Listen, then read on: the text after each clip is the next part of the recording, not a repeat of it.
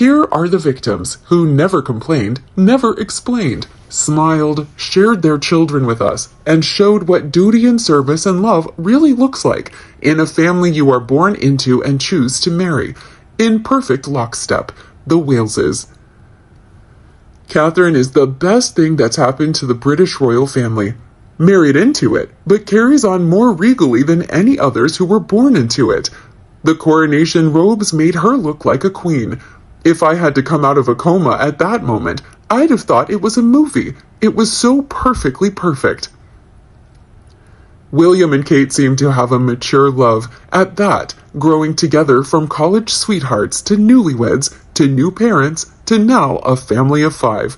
They've done it all so seamlessly, and although I'm sure there were genuine struggles along the way, they've gone from strength to strength.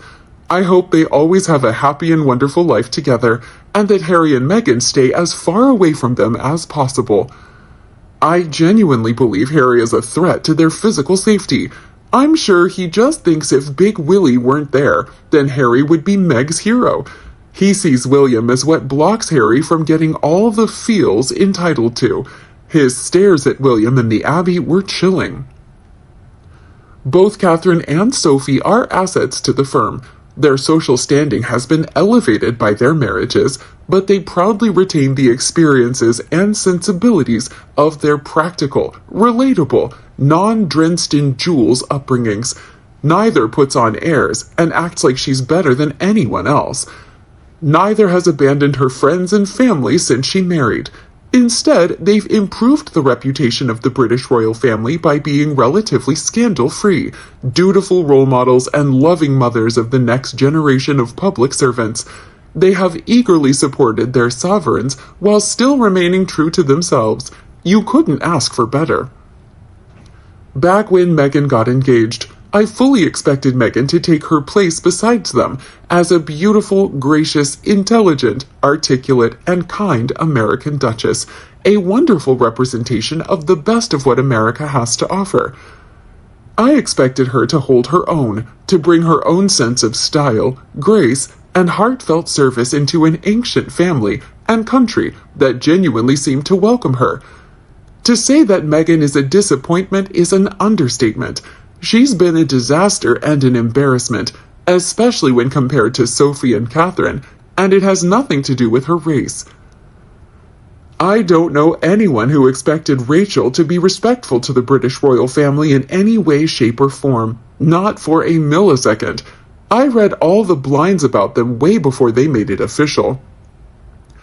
I know people who have worked with her in the past, and she is simply the rudest, cattiest, most entitled D-list actress many have come across, and they simply assumed she'd fade into oblivion, as most do. I could smell Wallis from a mile away. Trouble, unlike the British royal family had ever seen. An outspoken insider had this to say: I take that back. I had 2 friends who are eternally naive to their core, despite them being exposed to a wide variety of human behavior and traveling the world. They really thought I had a shot the plot this time, but by mid-2020, they both started to wake up.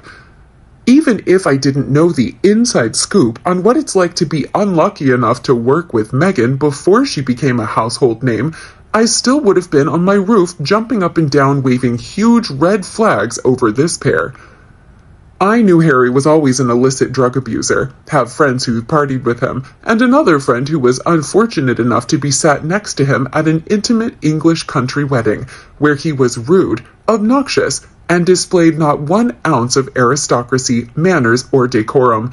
And I knew enough about the upper-class gentry, etc., to know Americans are treated with much disdain. And I'd seen enough documentaries and movies of Wallis, so any American actress paired up with a ticking time bomb like Harry would have immediately gotten my attention that she was either A, the worst kind of social climbing narcissist, or B, a master manipulator with ulterior motives. Who knew we'd hit the jackpot and get both with Rachel? No matter what, they'd make a mockery out of him at least, and would be yet another mark against Americans, as uncouth, stupid, and full of themselves for no good reason anymore. I always think how much I'd relish in Kate's role, or even Rachel's role, but then if I really sit down and think about it, would I? We Americans think we know enough about the British royal family to be able to keep up. Given the right amount of guidance on the minutiae, the intricate details we'd have to pick up on the spot, that would likely come easier for an English lady, but I think we'd be miserable too. We never had landed gentry steeped in generations of owning a county seat. We only know the greatest achievement is to start from nothing and wind up. I think we'd feel trapped in an immovable society and in a fishbowl, unable to do or say anything authentic. But at least I'd never sell out my in-laws. I've made that bed, so I'd lie in it. It's just amazing to me that Markle and Harry don't understand what they threw away. To have that level of access and influence into every single level of almost every society you come across. There's a get-together being thrown on a private island by some random billionaire. Here's your invitation. Do you want to play golf at Augusta Country Club? Very happy to have you. There's a concert you want to see? After enjoying the show in your private box, come on backstage and have everyone be impressed you're there. Are you interested in charity work? Pick a cause and it will be immediately funded by the uber wealthy. Do you want to travel? Here's private access to the finest hotels and tours available only to you. If you are a working British royal, all the doors are flung wide open to you. Harry had the absolute best life available to literally any human on the planet. You get to do and see everything, and all you have to do is show up to the occasional business opening or give a speech. What exactly do these idiots want in life? I think she really didn't understand the difference between celebrities and the royals. Early on, when people thought she would be a breath of fresh air and liked her, I remember reading in different places that, allegedly, she thought she would be the most popular family member and the Queen would make her the Princess of Wales. When it was explained to her that it wasn't a popularity contest, she allegedly asked why she couldn't be ranked the same as Catherine, so when the time came, they could share the Princess of Wales title. Don't know the truth of it, but I definitely think it sounds like something she'd try. What do you think about the obvious difference between the two royal brides, Kate and Meghan Markle? Let us know your thoughts below in the comment section. We hope you found this video helpful. Don't forget to leave a like, share, and subscribe to the channel if you like it. Thank you for watching this newsletter. See you in the next videos. Goodbye.